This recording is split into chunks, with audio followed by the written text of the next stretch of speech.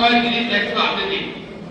180 দিনের মধ্যে আমার মনে হয় তাদের কোনো খারাপ হয়ে গিয়েছে।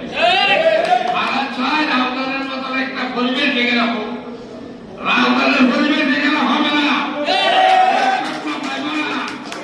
আমি বলেছি না, ফল ফুলের মতো প্রোগ্রাম করে নেতা খাওয়াতে হবে না।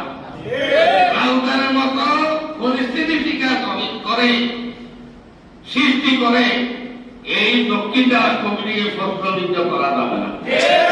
দক্ষিণ জেলা যারা দায়িত্ব নিয়েছে তারা বিজ্ঞ অভিজ্ঞ, তারা সহনশীল, ধৈর্য ধারণ করার মতো ক্ষমতা তাদের আছে।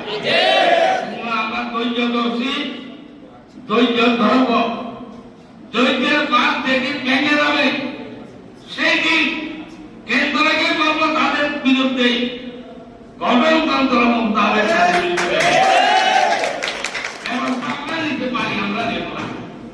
আমরা নিতে পারি, দেওয়া হিসেবে আমরা নিতে পারি, কিন্তু আমরা নেব না। আমি বলছি কেন্দ্রের কাছে আমরা জানাচ্ছি, কেন্দ্রে গিয়ে ওয়াদা করেছে মিলেমিশে রাজনীতি করবে, কারো বিরুদ্ধে কেউ কিছু বলবে না। তো সুতরাং এরা এক পর থেকে কি করতেছে এটা আমাদের ফরিয়া জনগণ জানে। দক্ষিণ জেলায় কোথাও নয়, খালি ফরিয়াই নাকি নেতৃত্ব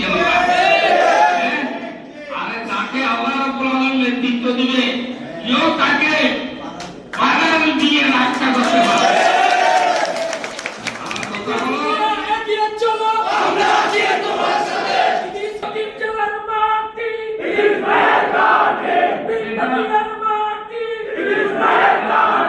এটা দক্ষিণ জেলার মাটি, কালের ঘাটি, দক্ষিণ জেলার মাটি, কালের পিঠের ঘাটি।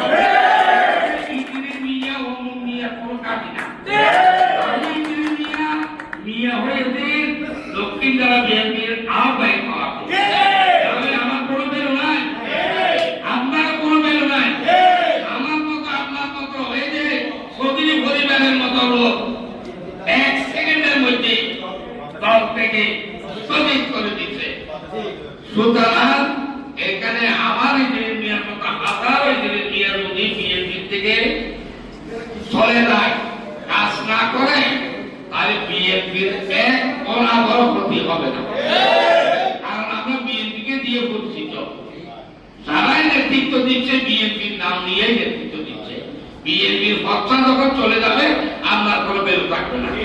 সুতরাং সেটাকে মনে করে আমাদের তৃণমূলের যারা নেতা আছে তাদেরকে আমি অনুরোধ করবো আপনারা কাজ করেন।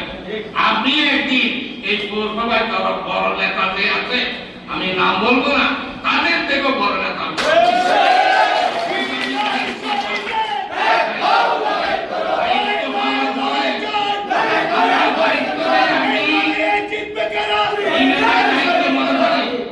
আপনি দায়িত্ব পেলেন, ইমানি দায়িত্ব মনে করে আপনাকে দায়িত্ব পালন করতে হবে।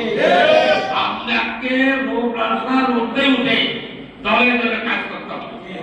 সাদাবাজি করা যাবে না, সন্ত্রাসী করা যাবে না। কারণ বিএনপি সুশীল দল, বিএনপি জনগণের দল। বিএনপি কে বাংলাদেশে 80% মানুষ ভালোবাসে। সুতরাং বিএনপির মানুষ যদি সাদাবাজি করে তাই 80% মানুষ আমার থেকে মুখ ফিরিয়ে দিবে। তাই আমার পরিপক্ষ অনুরোধ, আমার নেতা তারেক রহমানের নিতে আগামী নির্বাচন পর্যন্ত আমাদেরকে ধৈর্য ধারণ করতে হবে এবং এই কঠিন নির্বাচন আমাদেরকে পার করতে হবে। এই নির্বাচিত প্রার্থীকে জয়যুক্ত করে আমাদের নেতা তারেক রহমানকে এই দেশের রাষ্ট্রক্ষমতায় পাঠাইতে হবে, এই দেশের প্রধানমন্ত্রী বানাইতে হবে। সুতরাং আমাদেরকে ধৈর্য ধারণ করে নির্বাচন পর্যন্ত অপেক্ষা করা উদাত্ত আহ্বান জানাচ্ছি এবং বিজয় মিছিলে কিভাবে